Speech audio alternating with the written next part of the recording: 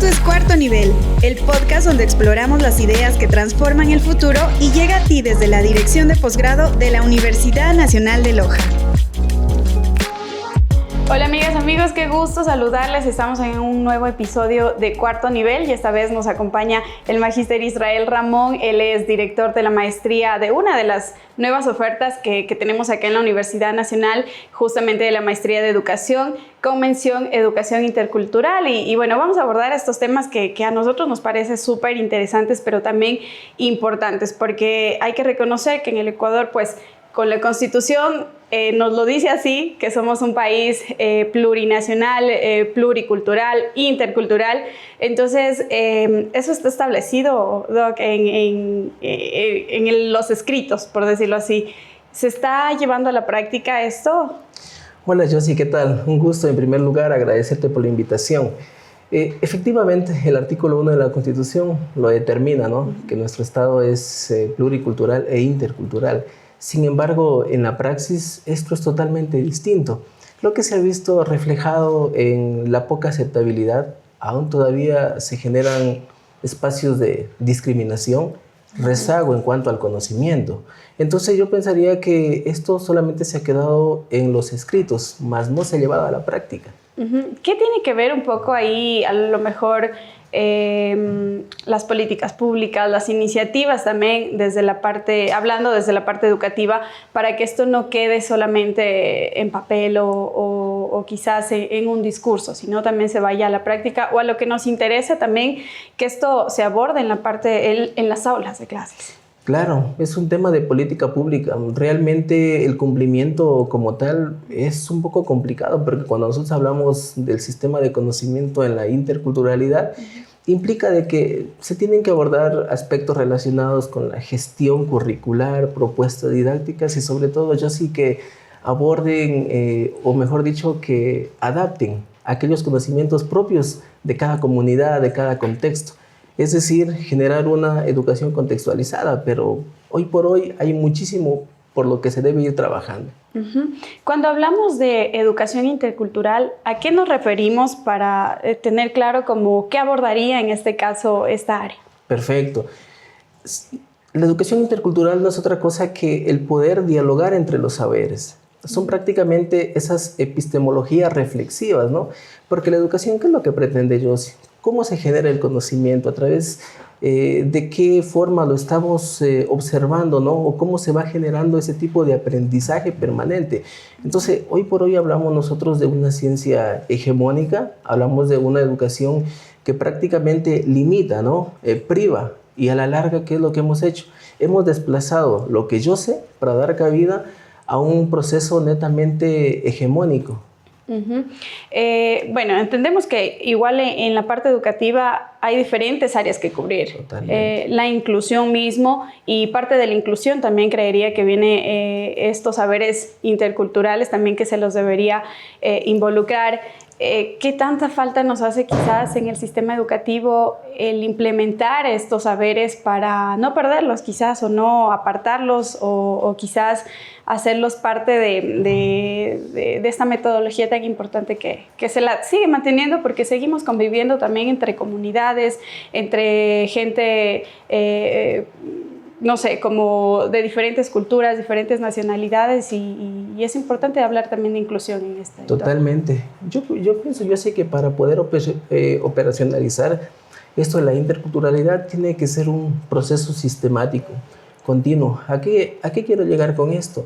De que la interculturalidad no solamente pretende el abordaje en cuanto a la no discriminación, ¿no? La inclusión como tal, es decir, educar para la diversidad. Entonces, yo creo que en las aulas tenemos un rol fundamental, partiendo justamente desde el profesorado, desde los padres de familia y el contexto en sí. Entonces, yo pienso que mientras esa tríada actúe de manera responsable, podríamos como que generar una educación inclusiva y sobre todo pertinente. Hablamos también de que de pronto al no hacerlo, al no involucrar estos saberes también en las aulas de clase, estamos discriminando quizás. Totalmente, exacto. Porque estamos dejando de lado los saberes propios, ¿no? Del individuo.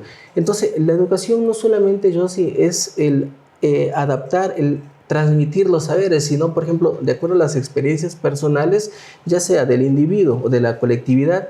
Eso prácticamente es el proceso de enseñanza y aprendizaje. Entonces, mientras no lo acoplemos, mientras no se adapte, estamos promoviendo lo que tú justamente ya lo manifestabas. Uh-huh.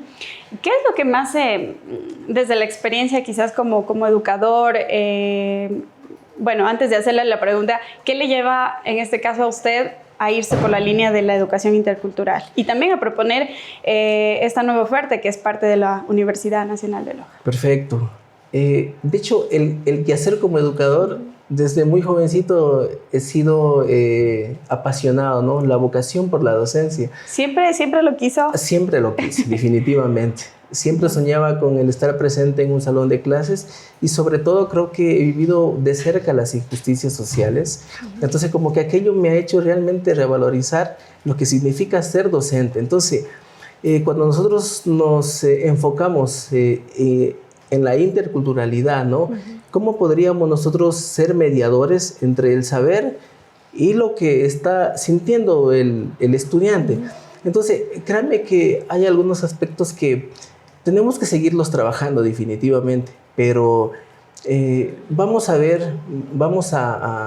tratar de una u otra forma de generar esos espacios de convivencia armónica en donde nos permita generar un proceso de aprendizaje compartido, no impositivo, porque créanme, Josie, que la educación impositiva es algo que ha ganado prácticamente terreno y nos ha desplazado a los saberes propios.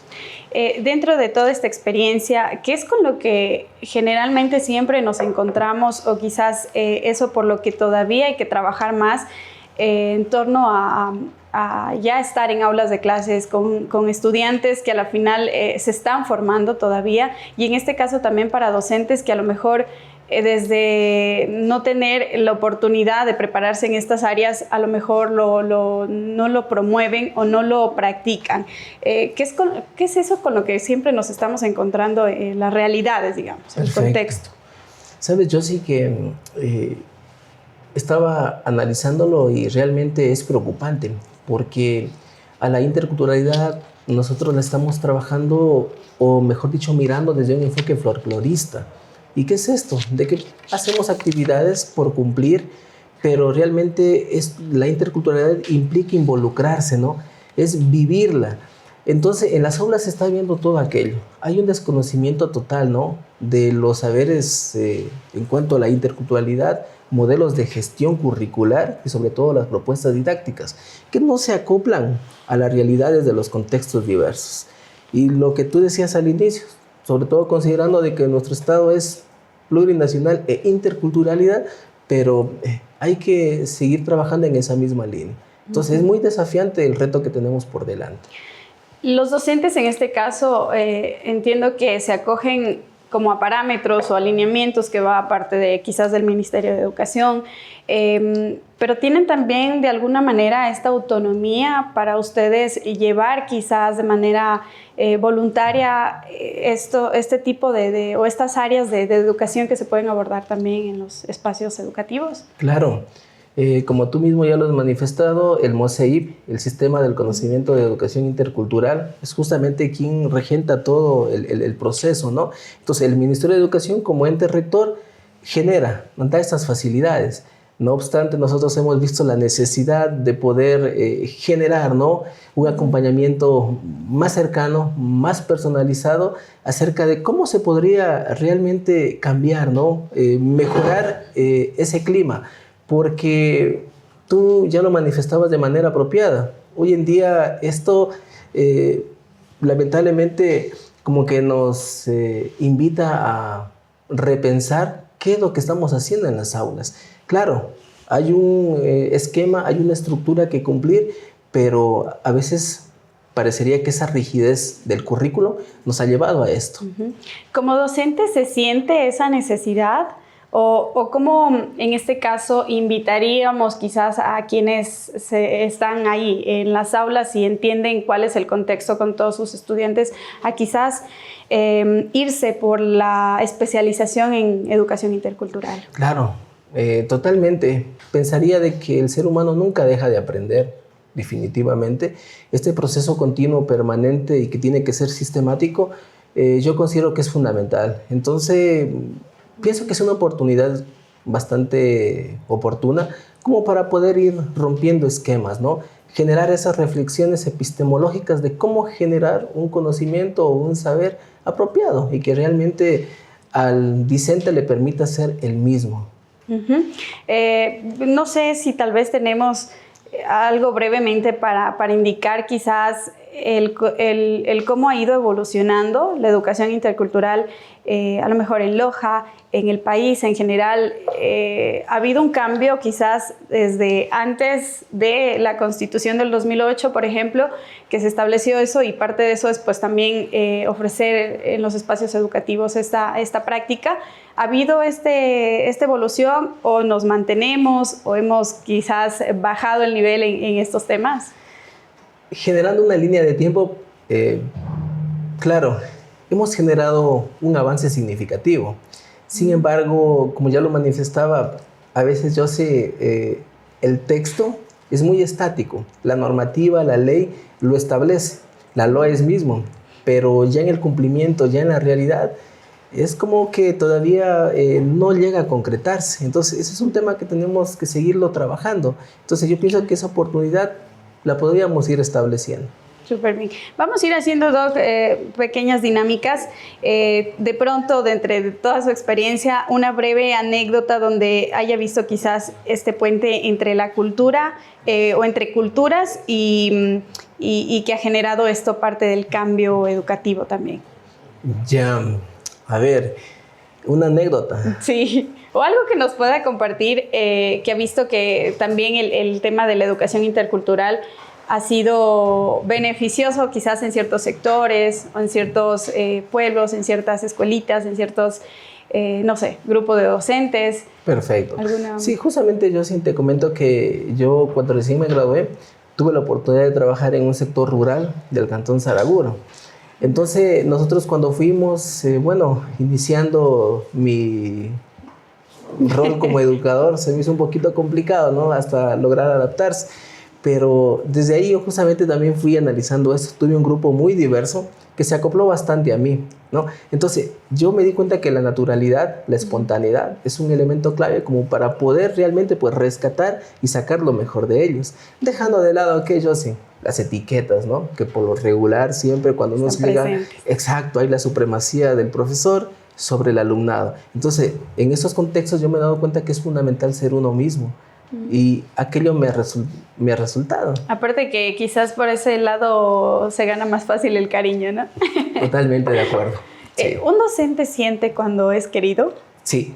¿Y cuando es odiado también? Totalmente, sí. Eso lo puedes sentir y creo que de acuerdo a la experiencia también puedo deducir lo que sí, es verídico. Quizás en el campo suyo se despierta a lo mejor aún un poco más o desde cero quizás la empatía también por otras realidades, otras diversidades. Totalmente, sí. De hecho, siempre estoy pensando en tratar de hacer las cosas de manera distinta, ¿no? Siempre estoy pensando en irrumpir el sistema. Yo a veces, cuando he tratado de reflexionar acerca de lo que yo hago, digo, ¿por qué no hackeamos el sistema educativo, no? Que no es otra cosa que darle... Exacto, que no es otra cosa que darle una mirada distinta a lo que venimos haciendo en las aulas. Si tuviera que explicarle a... Usted ha dado clases a niños, a adolescentes, jóvenes, sí, adultos, sí, ¿verdad? Sí, sí. Si tuviéramos que explicarle a un pequeño, por ejemplo, de unos 7 años, qué es la educación intercultural, ¿qué le diría? Ya, ¿qué es la convivencia en sí de ellos mismos? Exacto, que respetemos las individualidades, los conocimientos, las formas de ver el mundo y construyamos y tejamos ese puente del saber. Perfecto. La verdad que nos quedaría muchísimo tiempo por hablar, nos tomaría mucho tiempo por adentrarnos quizás a temas que nos llama mucho la atención en entender quizás por qué existen en ciertos espacios mucha discriminación, por qué nos encontramos con situaciones realmente que para ustedes como docentes a lo mejor es complicado manejarlo, pero seguramente encuentran las maneras. Pero bueno, vamos a ir ya finalizando este episodio. A nosotros nos gustaría seguir de largo todavía, pero sabemos que más adelante estaremos abordando también otros temas y por eso también es como dejarles ahí esa semillita de por qué es importante quizás para los docentes que nos están viendo, escuchando, a lo mejor decidirse por ser parte de esta nueva oferta que se está realizando desde la Universidad Nacional de Loja, la maestría en educación con mención educación intercultural. Así que invitémosles y dejémosles ahí esa semillita sembrada también del por qué elegir la UNL. Perfecto.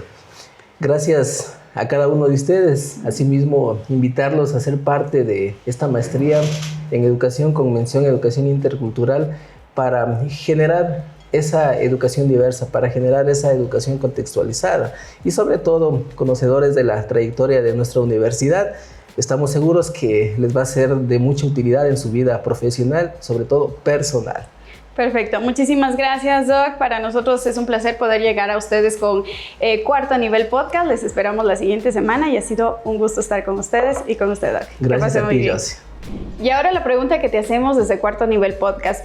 ¿Qué valor de tu cultura crees que debería aprender la nueva generación para que no se pierda? Déjanos tus respuestas en comentarios y participa por un fabuloso souvenir de la Dirección de Posgrado.